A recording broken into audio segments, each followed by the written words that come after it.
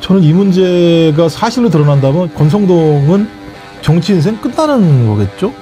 상식적으로 생각해 봤을 때 권성동은 얼마나 해쳐먹었겠냐 이런 생각 들지 않습니까? 그때마다 장지원이 술 먹고 와가지고 저희한테 시비 걸고 막 그랬거든요. 술 굉장히 좋아하는, 아마 술로서도 충분히 의기투합할 수 있는 사이였을 거고요. 어찌 보면 너무 당연한 결과인데 윤석열 시절의 검찰은 정말 아무것도 하지 않았구나. 김건희 관련해서 무속 논란이 뜨거웠잖아요. 근데 그때 그걸 무마시키기 위해서 환경 공부를 누구한테 배우러 다녔냐? 너무 힘이 세면 부러진다고요? 니들이 힘이 세가지고 부러진 거야. 굳이 저 양반이 뭐 최은순의 내연남이든 최은순의 집사 역할을 했든지 간에 통일교에서도 그걸 인수하고 싶어 하는데 최종적으로 인수자는 다른 곳이 됐어요. 전혀 이런 방법 별로 거론 안 되던 곳에서 그거를 딱 인수했단 말이에요. 저건 누구 작품이지? 김건희도 분명히 알았을 거 아니에요. 그 과정에 지금 무슨 일이 있었던 것인가? 지금 김건희 특검팀이 권성동 압수수색한 게 보니까 권성동이가 대선 후보 시절에 통일교 관련 단체가 주최한 행사에 윤석열 참석을 주도한 것으로 그렇게 알려지고 있네요. 그렇습니다. 2022년 2월 13일인데요. 통일교 관련 단체가 한반도 평화 서밋이라는 그런 행사를 개최를 했는데 마이크 펜스 전 부통령도 여기 참석을 했거든요. 그러면서 그때 이제 후보 시절이니까 당시 후보를 함께 참석하도록 그렇게 했다는 거예요. 그러면서 이 행사에 개회 선언하고 뭐 중간에 역할을 한 사람이 바로 샤넬백 주고 그다음에 목걸이 전달하고 건진한테 했던 그 윤 전 본부장이라는 사람인 거예요.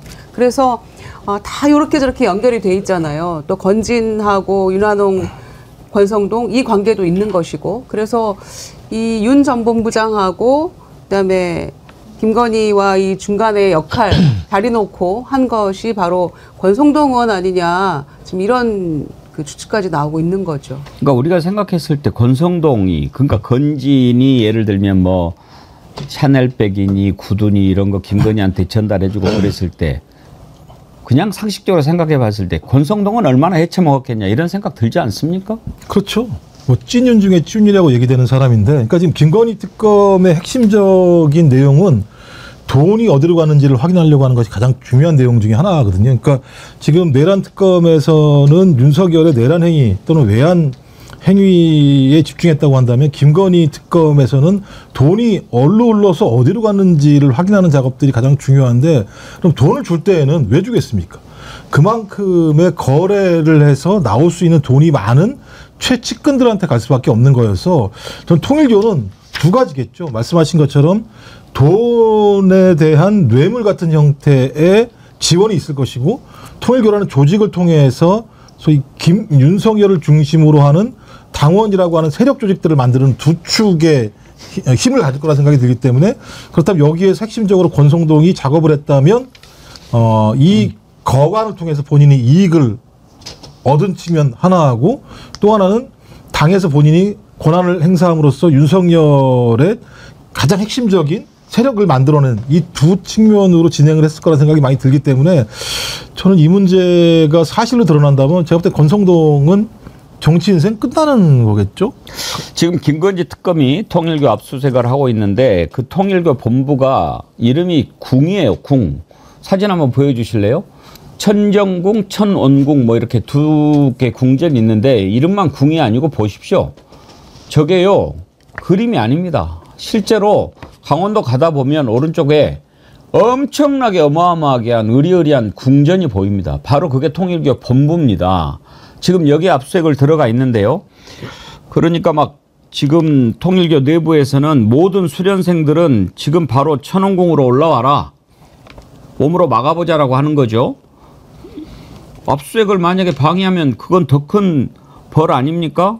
지금 막 그 모여들고 있는 그런 사진도 올라오는데 뭐 어떻게 해보겠다는 거예요. 김영남 의원님 기다리는 분이 지금 꽤 많았는데, 압수수색 막으면은 공무집행 방해죠. 그렇죠. 공무집행 방해죠. 근데 제가 그 검사 생활하면서 제일 애먹었던 수사가 종교단체 그렇죠. 관련된 수사였거든요. 예. 정말 고생했어요. 그때는 뭐 협박도 많이 받았고. 근데 오늘 그 통일교 본진에 대해서 압수수색이 나갔고 또 최상병 특검에서는 극동방송을 압수수색을 하고 있단 말이에요. 사실은 종교 관련해서 통일교와 또 기독교 쪽에 지금 오늘 동시에 압수수색이 나갔는데 이게 제가 보기에 특검 수사가 아니면 이 수사 못합니다. 기본적으로. 예. 왜냐면 그러니까 통일교는 조금 뭐 제가 보기엔 통일 그룹으로 부르는 게 더 적절하지 않나 싶을 정도로 사실상 사업하는 단체 성격. 물론 신도들은 안 그렇습니다만 이제 어떤 그 교단의 성격이 거의 우리나라 재벌 그룹 비슷한 성격이 강한데 극동방송은 또 다르단 말이죠. 이게 그 특검 아니면 못할 거예요. 이 수사. 극동방송은 뭐 때문에 압수수색하는 걸까요? 그 최상병 특검에서 예. 이른바 임성근 사단장 구명 로비의 그 중간에 극동방송이 있지 않냐. 예. 라는 혐의 같아요. 그러니까 극동방송은 선교방송이고 기독교 계통에 그 김장한 목사가 이사장으로 있지 맞습니다. 않나요? 예, 예. 그러면 김장한 목사가 개입됐을 가능성을 들여다보는 걸까요? 예, 그렇습니다. 그러니까 이게 지금 그냥 뭐 극동방송 압수수색 나갔다, 통일교 압수수색 나갔다. 실제로는 판이 어마어마하게 큰 거예요, 이게. 그렇죠. 예. 그 여기 극동방송에 그 예성 군목 단장 한홍근이라는 인물이 있다고 합니다. 무슨 단장이요? 예성 군목 단장이라고. 군목 단장? 군목. 예, 근데 이제 군종 목사 기자 출신 뭐 이제 이런 네. 분이 여기 이제 극동방송 쪽에 계신 모양인데 이 한홍근이라는 인물이 이제 그 군종 목사 기자 출신이기 때문에 김장환 씨가 뭐 이제 군인들을 좀 좋아한다라고 주변에 좀 알려져 있나 봐요. 그러다 보니까 임성근이 군종 목사 기자 출신 한홍근이라는 인물을 연결고리로 해서 김장환에게 또 로비를 하고 김장환이라는 인물 자체를 또 윤석열이 평소에 또 조언을 듣는 창구로 과거에 활용했던 적이 있다고 합니다. 이제 그러다 보니까 그런 식의 어떤 연결고리로 구명 로비 운동을 한 거 아니냐라는 지금 추측들이 또 이제 언론에서 나오고 있네요. 아니 그 몇 년 전의 일입니다만 사실은 대선 전에 김건희 관련해서 무속 논란이 뜨거웠잖아요. 근데 그때 그걸 무마시키기 위해서 성경 공부를 하러 다닌다. 그러면서 나중에 뭐 구약을 다 외운다라는 헛소리까지 나오게 됐습니다만 그 당시 김건희가 무속 논란에서 벗어나기 위해서 성경 공부를 누구한테 배우러 다녔냐? 그 주인공이 김장한 목사예요. 그러면서 사실은 그 지난 윤석열 정부에서 영향력이 뭐 지대하다라고 알만한 사람들은 소문이 많이 나 있었죠. 근데 김장한 목사는 워낙 그 기독교계의 원로 목사이기도 합니다만 여기가 이제 교단이 침례교거든요. 이 소속이. 근데 그 세계 침례교 회장을 지냈어요. 그리고 미국 쪽의 인맥이나 이런 게 정말 그 어마어마합니다. 그래서 사실은 지금 시끄러웠던 모스탄 대사라는 사람이 재직했다는 리버티 대학도 침례교 교단이 설립한 그 대학이에요.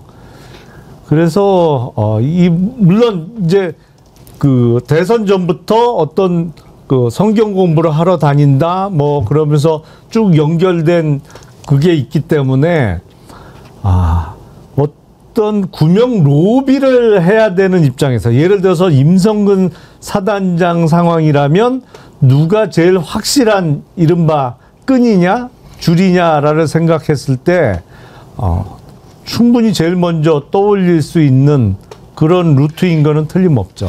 아까 이제 권성동, 이철규 실세들 얘기했는데 김영남 의원님 그 윤석열 대선 때 국민의힘에 계셨죠. 예. 그때 윤석열 되고 나서 그자들 위세가 어느 정도였는지요? 그거는 뭐 정권의 핵심이니까 사실은 그 캠프가 처음 꾸려졌을 때는 캠프에 좌장이 장제원 의원이었어요.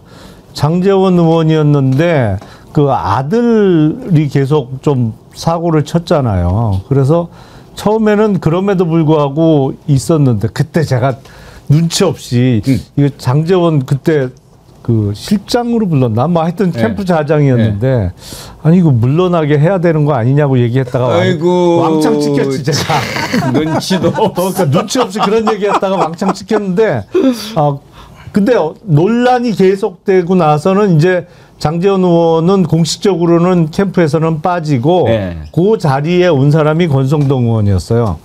근데 누가 뭐래도 초기에 대선 출마를 권유했던 원조 윤핵관 3인방에다가 이철규 의원은 이른바 신핵관으로 불렸죠.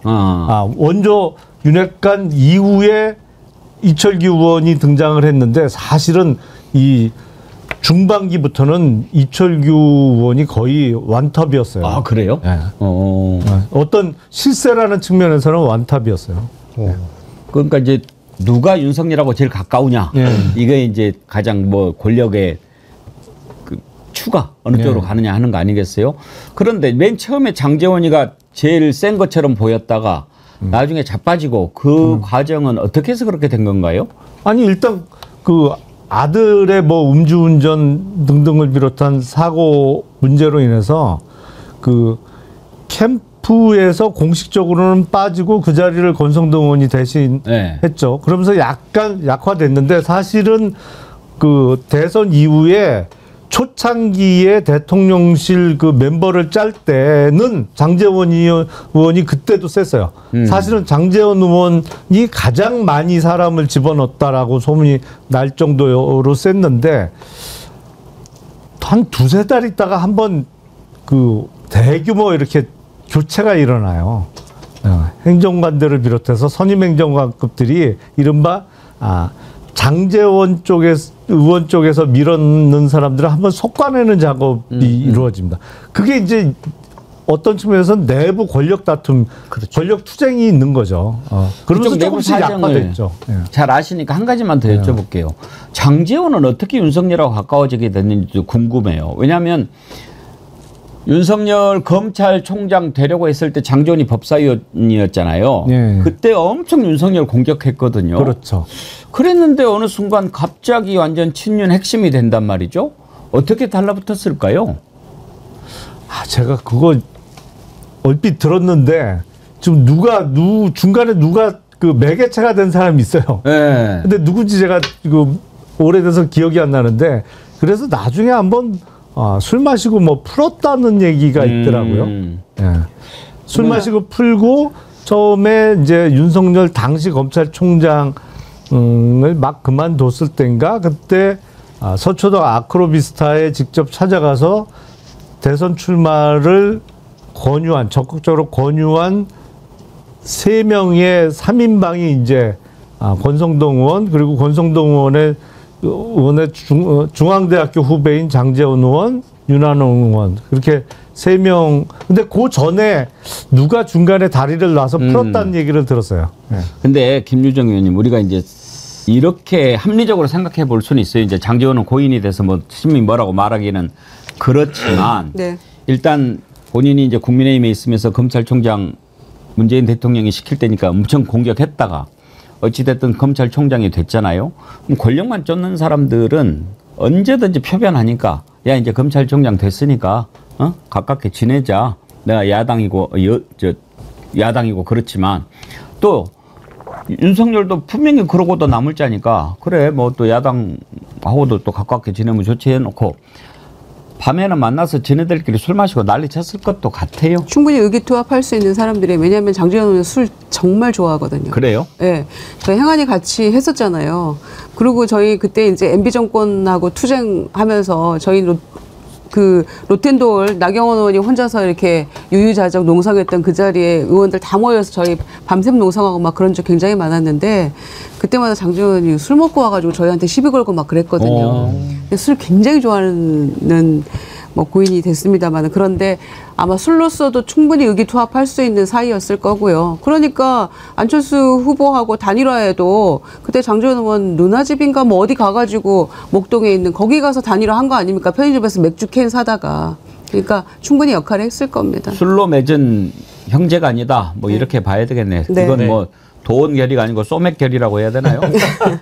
그러니까 뭐 이제 술로 맺어진 인연이라는 게 뭐 더 끈끈할 수도 있는 겁니다만은 저는 한편으로는 굉장히 좀 씁쓸합니다. 그러니까 이게 사실은 그 너무 오랜 기간 그 구 친윤들을 수사기관에서 특히 과거 검찰에서 방치해서 지금 여기까지 오게 된 거 아닌가 이런 생각이 들거든요. 특히 이제 네트워크 본부라고 해가지고 뭐 잘 아시겠습니다만은 윤석열 과거 캠프 시절에 전국 조직이나 이런 조직을 관할했던 본부가 있어요. 근데 거기에 실제 핵심 인물로 분류됐던 것이 뭐 권영세 당시 본부장이라든지 혹은 고문으로 있었던 건진이었습니다. 그때 당시가 거기가 이제 친윤의 산실이라고 불렀던 과거가 있었는데 거기에서 이제 온갖 비리들이 양산되지 않겠느냐라는 그런 추측들이 있었는데 이제 와서 이제 특검 수사에서 이런 뿌리들이 나오고 있는 거고 건진에 이어서 이제는 친윤들에 대한 수사까지 이어지고 있는 거니까 어찌 보면 너무 당연한 결과인데 윤석열 시절의 검찰은 정말 아무것도 하지 않았구나라는 걸 다시금 확인하는 장면입니다. 한정임님이 장제원 매형이 안철수하고 단일화 도왔어요 그러는데 장제원 소문은 그렇게 냈었죠 그때. 자, 아무튼 한때 그렇게 잘 나가던 자들, 잘 나갈 때 그러면 나라를 위해서 무슨 일을 해야지 하기가 그렇게 할 놈들도 아니고요. 지금 이제 법의 심판대에 서게 됐는데 일단 위세를 부리던 권성동, 이철규 압수수색 들어가니까 이따가 이자도 지금 이야기를 좀 할 텐데 송원석 비대위원장이 힘자랑을 너무 과하게 하면 부러진다 이렇게 지금 반응을 보였네요. 이게 힘자랑으로 보입니까? 한번 들어보시죠. 우리 당 소속의 권성동 의원과 이철규 의원의 회관 사무실에 대한 압수수색이 지금 들어오고 있다고 합니다. 지난번에 윤상현 의원과 임종덕 의원에 대한 압수수색에 이어서 또다시 무차별적인 압수수색 영장을 지금 집행하겠다는 것입니다. 어떤 사유로 해서 압수수색이 이루어지고 있는가라고 하는 질문에 정확한 답변이 나오질 않습니다. 힘자랑이 너무 과하다 보면 부러지게 되어 있습니다.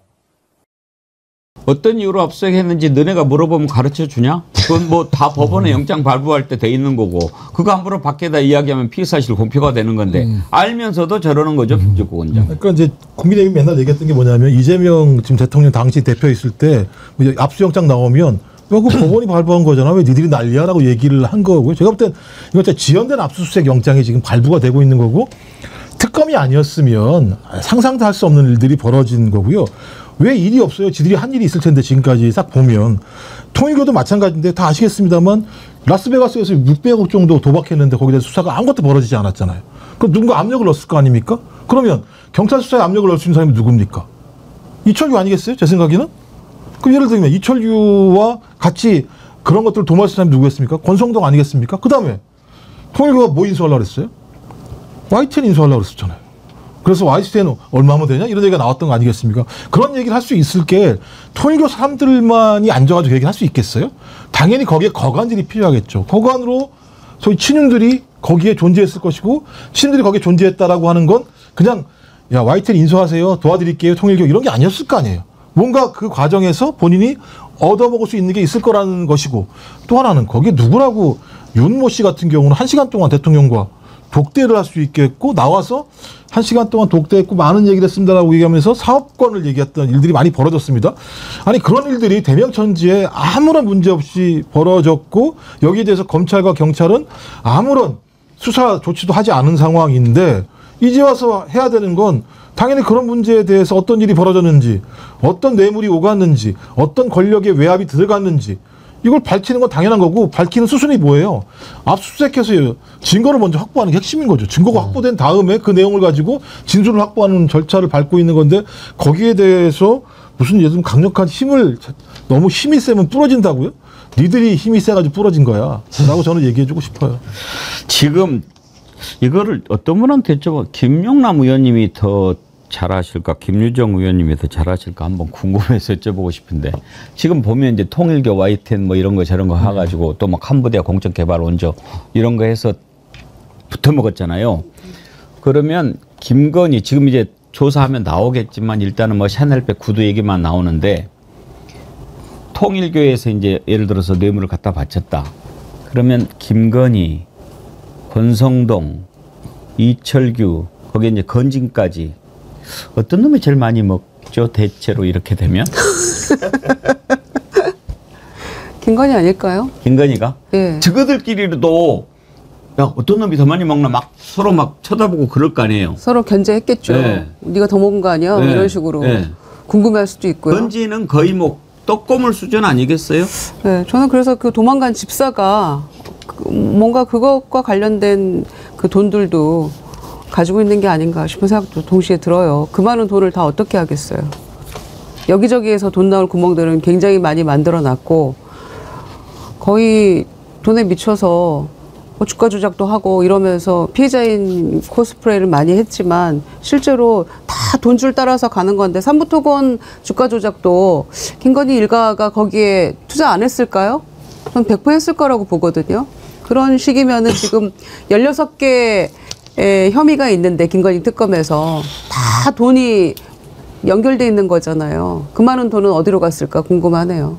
그러니까 이런 거는 좀 뭐 받아본 경험이 있거나 줘본 경험이 있는 분한테 물어봐야 되는데 보니까 뭐 그럴 만한 인물들이 안 계셔가지고 좀 실망입니다. 그거는 정말 그 정권의 실세 몇 명만 가능한 일일 거예요. 그런 거는. 상식적으로 생각해 봤을 때 이자들 가운데 누가 제일 많이 먹겠습니까? 아니 그거야 최종적인 결정권을 가진 사람이 몫이 제일 클 수밖에 없겠죠. 그렇겠죠? 예, 그거는. 그런데 이 YTN은 참 특이해요. 왜냐하면 워낙 탐내는 곳이 많았거든요. 그런데 통일교에서도 그걸 인수하고 싶어 하는데 최종적으로 인수자는 다른 곳이 됐어요. 그러니까 그 인수 결정이 났을 때도 정말 궁금했거든요. 누구나 인수하고 싶어하는 알짜배기 언론사, 이거 뭐 좋은 언론사죠. 근데 저게 전혀 이런 방구 별로 거론 안 되던 곳에서 그거를 딱 인수했단 말이에요. 저건 누구 작품이지? 그때 의문이 많이 돌고 소문도 또 많았어요. 그때 뭐 누구다 뭐 이렇게 했는데. 김건희도 분명히 알았을 거 아니에요. 그러니까 YTN을 뭐 적어도 통일교에서 인수하고 싶어 한다는 거는 알고 있었을 거고, 그 얘기는 곧 이게 돈이 된다는 것도 알고 있었을 텐데 거명이 안 되고 조용히 있던 곳에서 뜬금없이 그거를 인수하게 됐는데, 그 과정에 지금 무슨 일이 있었던 것인가, 이게 아직은 안 드러나고 있거든요.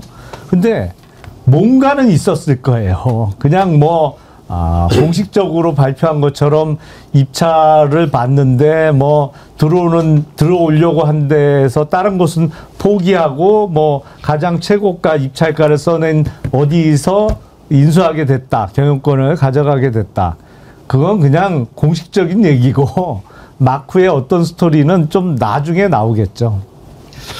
이제 뭐 다 나올 겁니다. 다 나오고 어떻게 해먹었는지도 다 나오고, 그래서 특검이 필요한 거죠. 이제 하나하나. 그런데 뭐 지금 뭐 구명에 이렇게 연결돼 있는 정황이 뭐 드러났다라고 하는데 그거 모르는 사람 누가 있어요? 국민들 다 알아요. 어떻게 해서 임성근이가 저렇게 됐고 박정훈 대령이 당했는지 모르는 사람은 없어요. 다만 증거가 있어야 처벌을 하니까. 그런데 그걸 수사를 해야 되는데 윤석열 때 누가 수사를 해요? 이제 특검이 생기지 않았습니까? 김종원 원장님. 예. 이제는 뭐 다 나오지 않겠습니까? 아니, 나와야죠. 그 제가 제일 중요한 인물 중에 하나가요, 이종호라는 인물이에요. 이종호는 빠지는 데가 없이 다 들어가 있는 상황이에요. 그러니까 도이치모터스 주가 조작의 2차 주포라고 얘기되는 사람이 3부 체크해. 여기 나왔잖아요. 그러면 3부의 주가 조작 문제에 이종호라는 사람이 개입했을 가능성이 매우 높다. 또 하나는 어떤 게 있냐면 순직해병 특검 사표 내지 마라. 별 4개 달아줄게 라고 얘기를 했어요. 그러니까 임성근에 대해서 구명 로비라는 과정에 개입했다는 의혹도 있는 것이고, 마지막은 마약 사건. 조병로 경무관 내가 별 2개 정도 달아줄게. 그 정도 애들은 내가 데리고 있어야 되는 거 아니야? 라고 얘기했던 게 이종호거든요. 근데 이종호라는 사람이 김건희와 주가 조작을 같이 공모했다라고 얘기하고 있고 서로가 이런 사실을 잘 알고 있기 때문에 이종호와 김건희는 경제 공동체가 될 수밖에 없는데 이 이종호가 그 이후에 권력을 잡은 다음에 3부 주가 조작 문제부터 시작을 해서 순직해병 관련 인수원금 금융 로비 그다음 마약 사건까지 다 개입했다라고 얘기하면 저는 김혜성이라는 사람을 통해서 돈을 추적하는 문제랑 이 이종호라는 사람을 통해서 어떻게 권력형 비리가 벌어졌는지를 파악하는 문제가 저는 가장 중요한 핵심적인 내용이라는 생각이 들어서 저는 이 두 사람에 대한 수사를 통해서 하나하나 사실을 밝혀내게 되면 저는 그냥 고구마 줄기처럼 둘둘둘둘 말아 올려 나올 거라는 생각이 들고 이 사람들 입을 빨리 열고 신병을 빨리 확보하는 게 중요하다는 생각이 듭니다. 봐야 될 것 같습니다. 지금 한 가지만 참 사진을 보여드리고 마치도록 할게요.